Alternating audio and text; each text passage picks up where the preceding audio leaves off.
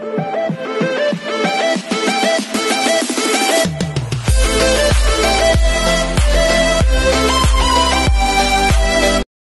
everyone, this is KJP Vlogs, a Filipino actor based here in Saudi Arabia, and welcome back to my channel. Agad-agad gawa natin ito ng reaction video. Ang isa sa mga kanta ulit ni Philip, which is the Pose official visualizer. So once and longer, excited ako. Kakatapos ko lang gawa ng reaction video nung kasama niya si Player 2. Tama ba ako? Baka mali ako ha.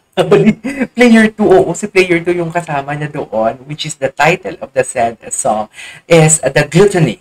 So, I won't take any longer, na-amaze ako sa Gluttony. In fairness sa rhythm and beat ng Gluttony, hindi yan talaga yung mga favorite na type of song. Ang sabi ko nga kanina, this is not the cup of my tea na mga klaseng kanta. Pero, my God, the elements and the elements of the music, something like very, I cannot distinguish, pero there's a lot of instruments na ginamit nila doon para marinig natin yung ganong klaseng rhythm and beat ng kanta. Plus, the way they arranged the song, in fairness naman kay Philip, and also may Bisaya siyang kasama, and may Bisayang lyrics ang kanta.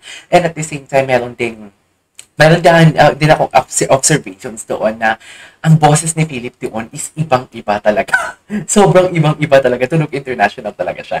So I won't take any longer. Agad-agad, gawa na dito ng reaction video, which is the Philip 7 Scenes, those official visualizer, should I say. Ayan. Mali-mali na tayo for today's video. So yeah, panoorin natin to.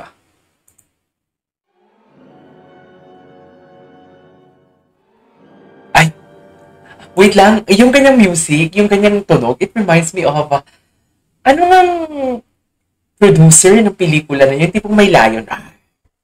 Yung may bilog, tapos may lion. Parang ganun siya. Di ba? I cannot wait kung anong klaseng areglo na naman dito.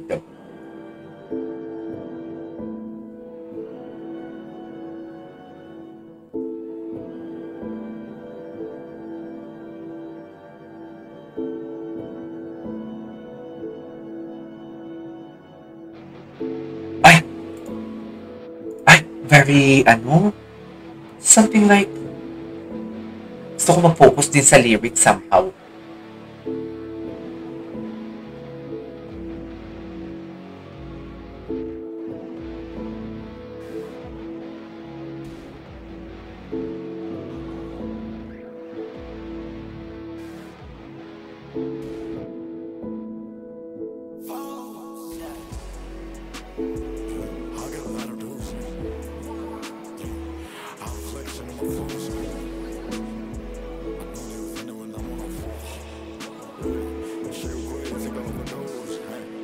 Dear, bakit parang si Jesus Christ dito si Philip? Sa totoo lang, oh my God. Please, sorry Lord, ginamit ko yung pangalan mo sa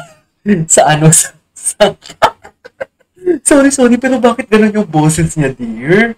Grabe naman yung elemento na yun. In fairness talaga, no, ang ganda ng boses ni Philip, no? It's just like, he can change talaga. Tapos, kaya niya din magbalad. Alam mo yung genre niyang boses niya, pwede siya maging metal rock, pwede siya maging R&B, pwede siya maging ballad, pwede siya maging mellow. Yung boses niya, nalata ko talaga. As in his voice, or si Philip mismo, is jack of all trades. Sa totoo lang, pagdating sa kantahan, jack of all trades talaga siya.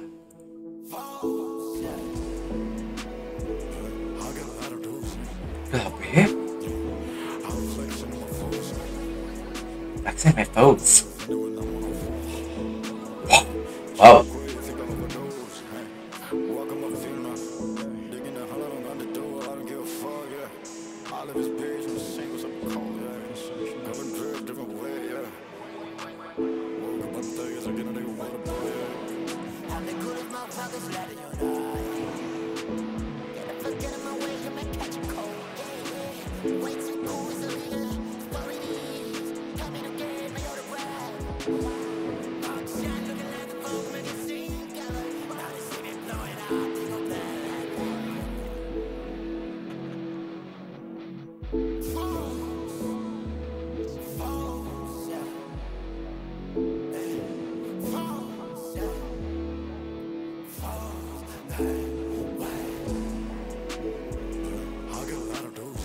my God!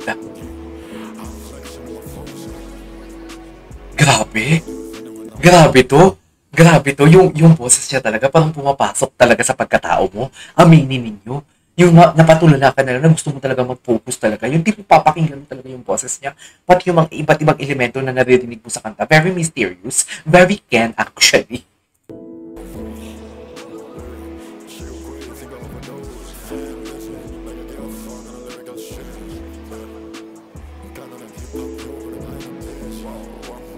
Wow!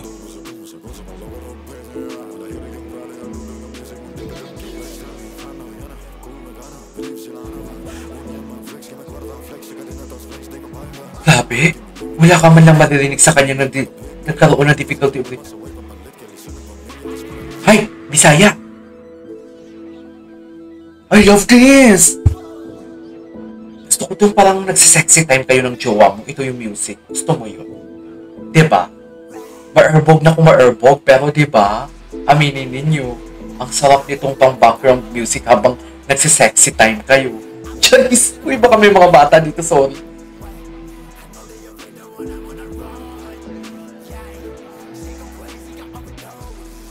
Si Pablo ba yan?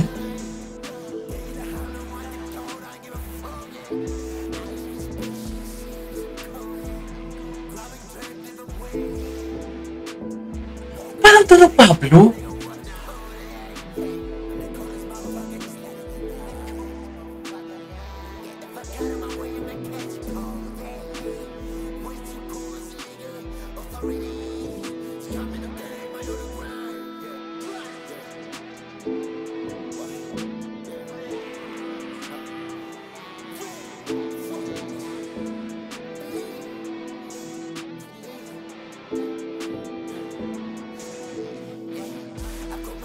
Okay.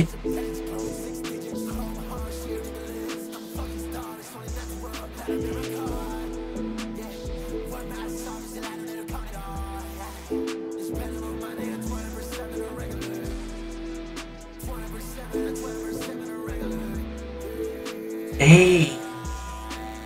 Oh, kasarap. Si Ken ba yun? Rockstar. Wow.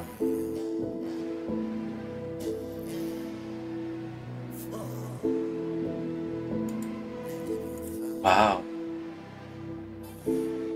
Ang ganda. In fairness. Alright, there go guys. That is our for today's video, which is Philip 17 Phones official visualizer. Ang ganda. Grabe talaga si Philip. Napaka-jack of all trades ng boses niya. Si Pablo ba yung kanina? Please comment down below. This is KJ Vlogs and see you on my next vlog. Bye!